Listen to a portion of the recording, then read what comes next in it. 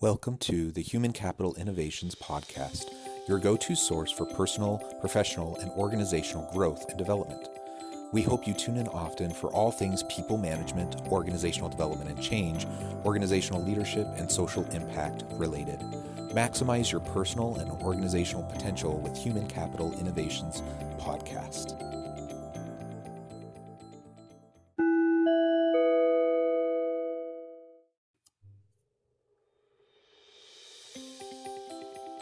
Welcome to the Human Capital Innovations Podcast. In this HCI podcast episode, I talk with Sasha Laghonh about organizational development and cycles of change.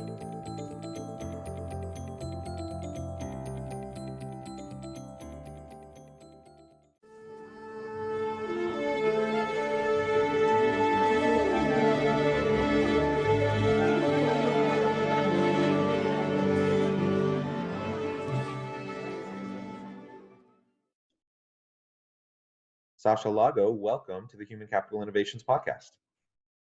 Thank you, Jonathan, for having me. Yeah, I'm really excited to talk with you. As a fellow organizational development and change management practitioner, we have a lot in common, in terms of our interests and what really drives us, in the work that we do. So it'll be fun to have a good conversation with you about all that.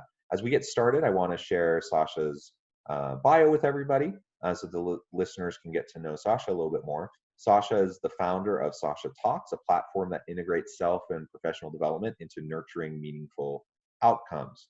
As an entrepreneur, speaker, and author, she partners alongside different clients, from individuals to organizations, to capitalize upon their existing resources. She invests her time partnering alongside organizations, restructuring their operations, cultivating work cultures, and entities seeking a fresh voice to provide solutions to their ongoing challenges. Each of these commitments expect Sasha to rely upon a self and professional development regimen in order to actualize results. And you can learn more about her and her work at sashatalks.com. As we get started, Sasha, anything else you would like to add or share with the listeners? Yes, I noticed that your guests often share random tidbits, so I don't kick off my day without a cup of English breakfast tea with a tad bit of non-fat milk. So it makes me question, how do you drink tea or coffee? I'm not a tiered coffee drinker. My caffeine of choice comes in the cold variety in Cherry Coke Zero. So I enjoy a good Cherry Coke Zero. I recognize fully that there's a lot of negative health impacts of drinking soda, but it is my vice, and so that's often what I drink. It's good to know. Of course, your drink could only be consumed cold. My wife tries to remind me that I should be drinking more water rather than soda, so I try. Well, thank you for sharing that. And really, you have a great background, and I really look forward to talking more about you, about organizational leadership and your view on development and change initiatives within organizations. As we get started, maybe you could share a little bit with us about how you got into this field and working with organizations. Sure. So the very first degree that I have is from Boston University School of Management.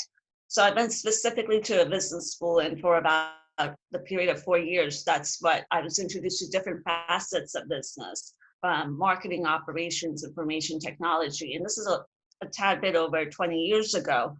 And when I came across organizational behavior, it was more of an up and coming ideology that people were embracing. It's always been there, but when you pay attention to the history of business, ideas come and go and they're repackaged and people give it a novelty name. And this time around, organizational behavior, this, in my opinion, took off. And I think about what really makes up an organization, putting aside the fancy offices from where people work from or used to work from, the technology that they invest in, the investments that they make out in the market. It's actually people. People make up the organization, and the quality of the people will dictate the longevity and the health of the organization. And also, to a degree, it also dictates the type of leadership that will come into play. Because if you have the right people in the wrong leadership, that itself is a whole other topic to explore. Or when you have the right leadership and questionable talent, how do you reconcile those gaps? And that's something that always fascinates me, where you have these healthy challenges that you need to work through.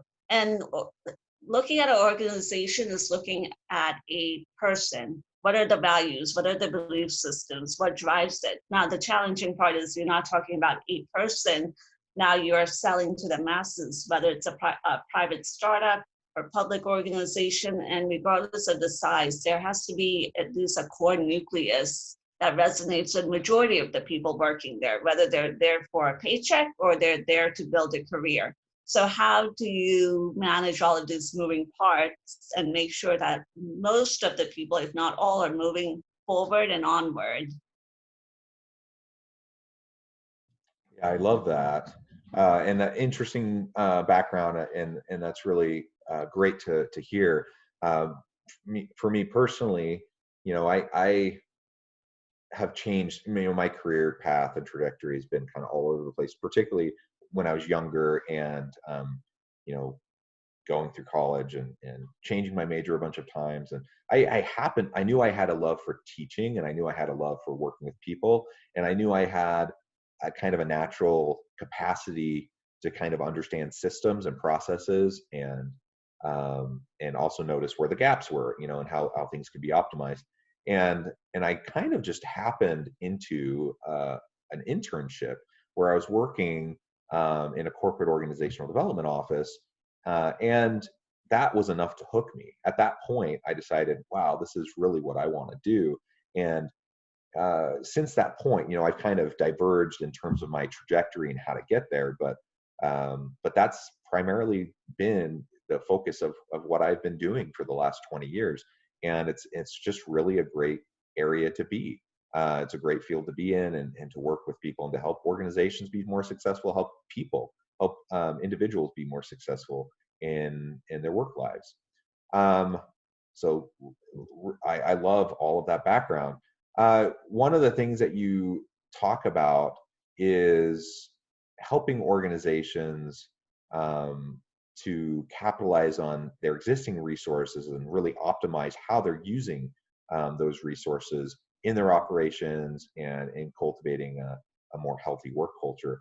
Maybe you can speak to that a little bit. What are some of the types of things that organizations can do, or perhaps stop doing, to create a more healthy work culture that better optimizes and utilizes the resources?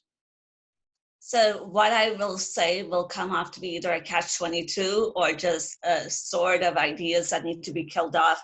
I reward people for questioning what changes are needed in their organization, but sometimes companies get carried away because they're following the trends of what is the thing going on in the market, or they read an article, or they heard that this is going well in their company and they have to implement it in their own. It's similar to keeping up with the Joneses, but you can't be lured away from your organizational mission, what you stand for. Not every idea out there that works for mainstream will resonate with your company.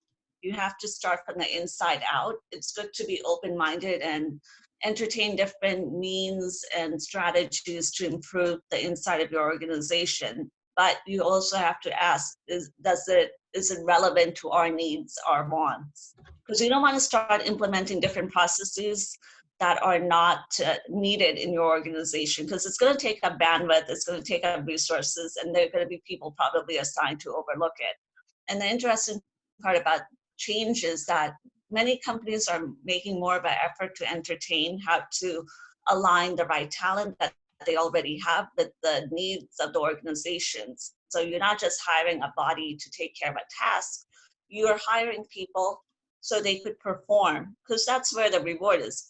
As I tell people, I get paid to produce. I don't get paid to walk into any organizational setting and to look pretty and who could sit there for 8 hours and earn a paycheck. And I have to set the context of the different types of careers and roles that exist within the organization so people understand how do you increase the value of your time and what you bring to the table. It's not based off who could sit, depending on the context of the role, at their desk or be there for X amount of hours. Because somebody who could invest 12 hours at work could be earning the same as somebody investing 2 hours in the same setting. So what are they doing? How do you increase your value? At times I come across talent that they tell me that they're going through this checklist of actions that could lead to a certain result, but it doesn't sustain longevity because they don't understand. It has to start in the mind of why are you implementing these actions? What is the end goal? If you're just doing it to check it off the list, you're not going to be able to sustain the results. Whether you're an organization trying to pass an audit, it might help you get by for the time and moment. Or are you an employee who's trying to acquire a new position, get a raise? And good organizations will nurture you, whether or not you choose to develop further on later in time within that work culture, or whether you go out in the market and carry on those tools. And then another challenge I come across is information sharing. So whether it occurs within senior leadership, sometimes communication breaks down, that employees and middle management or in the trenches aren't aware of the changes that are coming up. And you have to educate people of what is on the horizon to the degree that you're privy to sharing with them. And that will also help them paint a picture of what is expected of them. Because if you're running a culture of command and control, and unfortunately I've seen those type of cultures and executives who come from that place, it creates more, I would say, it just segregates the talent within the organization. And there's always going to be 3-4 different train tracks. There's one that are exploring their options for a new job. Others just walk out. And then there are going to be those that stick it out for one reason or another. So it's not about what's right or wrong, but organizations have to understand that if you want to implement any form of change, it comes down to education, communication, and the consistency and reliability of messaging. Because we can't start a change on a Monday and by Friday you've already checked out whether you want to resume it. And the thing is that people have to be flexible, especially nowadays, mentally, emotionally, and physically, how you're working, regardless of the current events and what's going on. I come from majority of the industries that technology consulting or sales, where I'm spending so much time out in the field. So for me, it wasn't much of a, I would say, sacrifice to not be reporting to a certain location every day. And I've been in conversation with a few HR C-level executives, and they've told me that in their organizations, they didn't have the remote work culture until it was a bit forced upon them. And now they're transitioning to understand how is it to work from home. And we have to be a little bit understanding and compassionate, because not everybody has had either that privilege, and for others, they're ready to run back to their offices because they're balancing their home life, the moving variables in the background, and at the same time, they're working from home. So it's an adjustment. Change means different things to different people. For some, it brings out a lot of fear and anxiety. For others, they're willing to just jump off the cliff, and they're just confident the parachute will go off. But you have to view it as something good has to come out of it. Either it will make you more resilient in the process. And I tell people, resilience and success in an organization is not a destination. You have to work towards it every day. Small things add up. And typically when changes fail, it's because the people who need to be busted from the top down at some point stopped engaging the audience. You need the right people to believe, because we have enough people who think, and we don't have to agree with how they're thinking or what they're thinking about, but you need to believe in the change that you're seeking.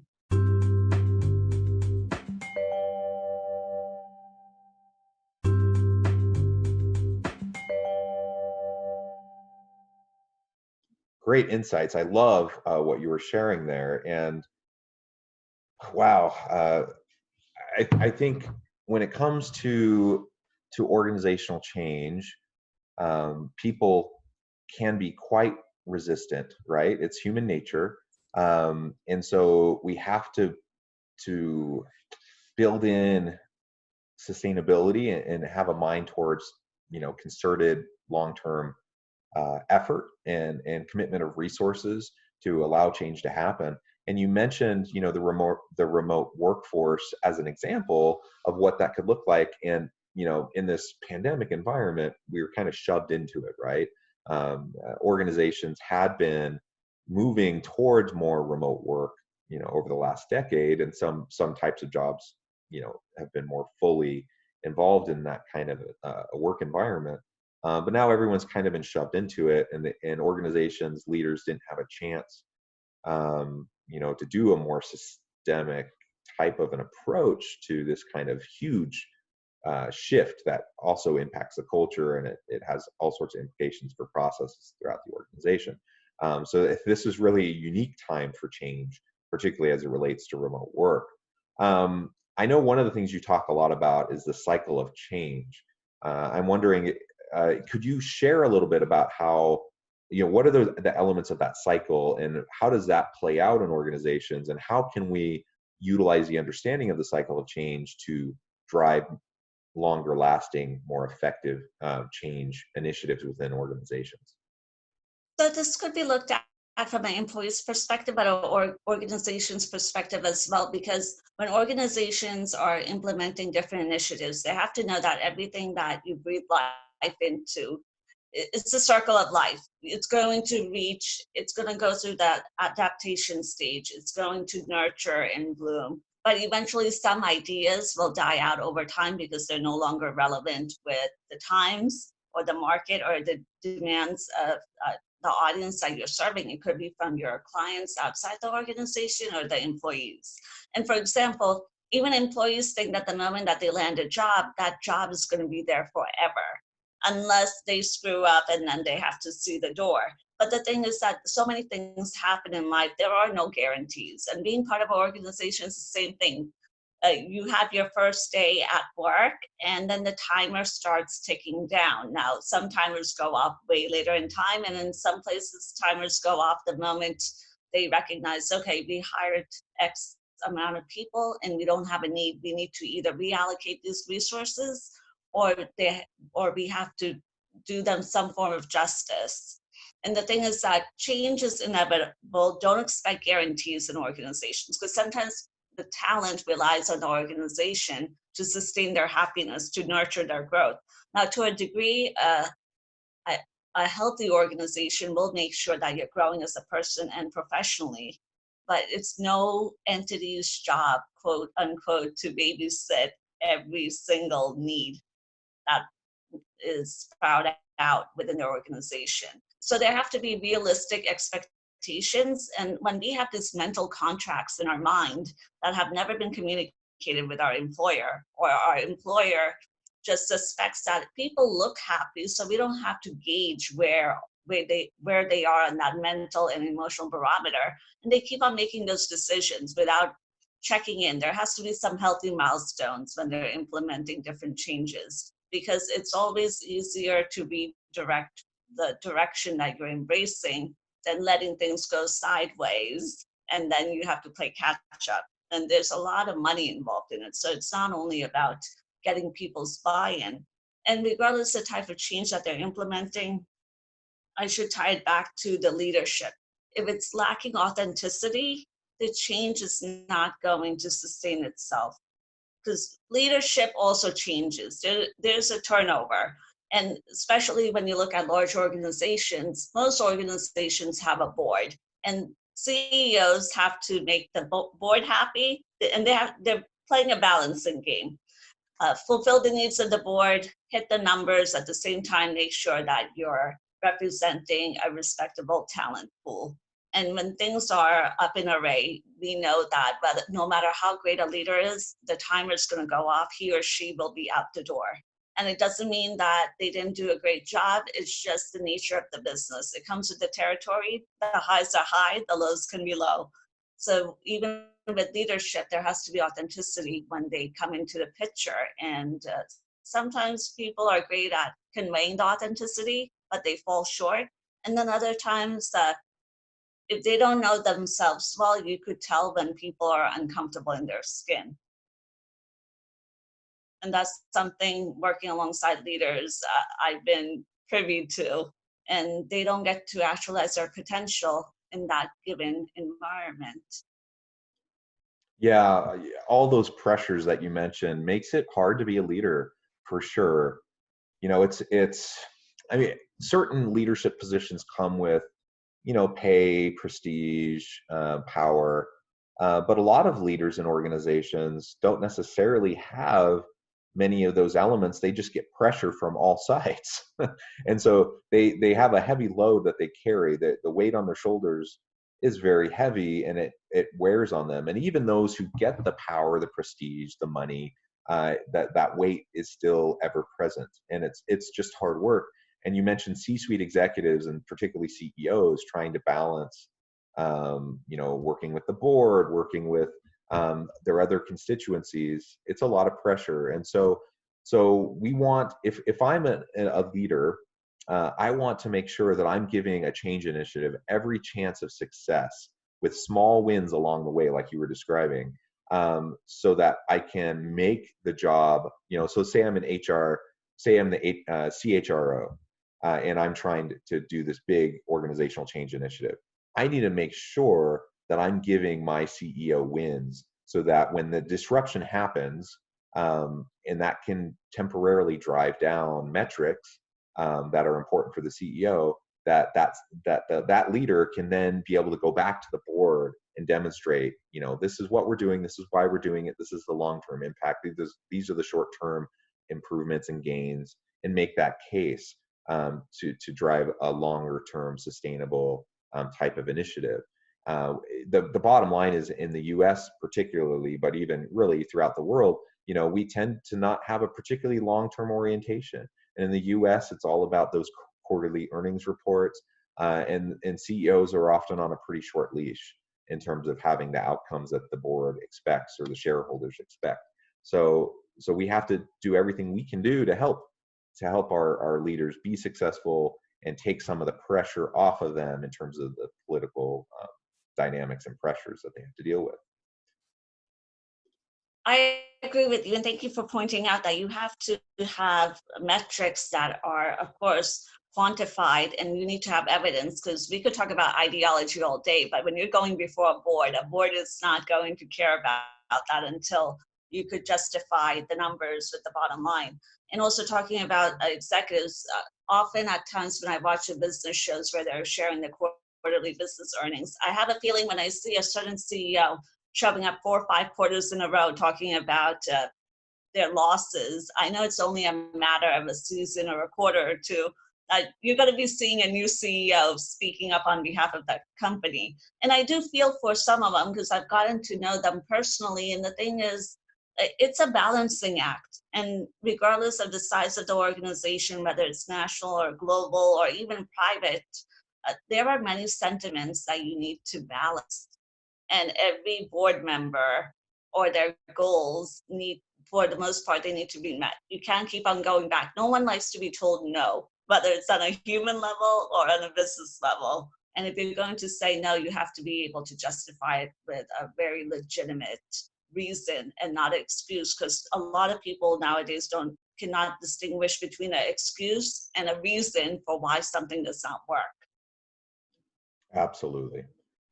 Well, Sasha, it has been a pleasure talking with you. We're about out of time, and I do want to give you a chance to share with the listeners how they can get in touch with you, find out more about you, and connect to work with you if they desire.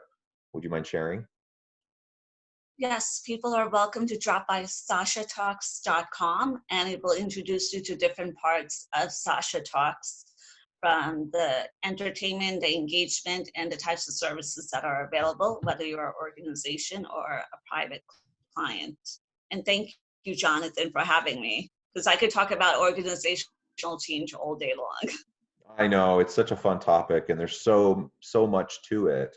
It really has been a pleasure. I really appreciate your insights that you've shared with the listeners. I encourage listeners to reach out to Sasha, find out more about what she's doing, go to Sasha Talks. And I hope everyone continues to stay healthy and safe. I hope everyone has a wonderful week. Thank you. Thank you.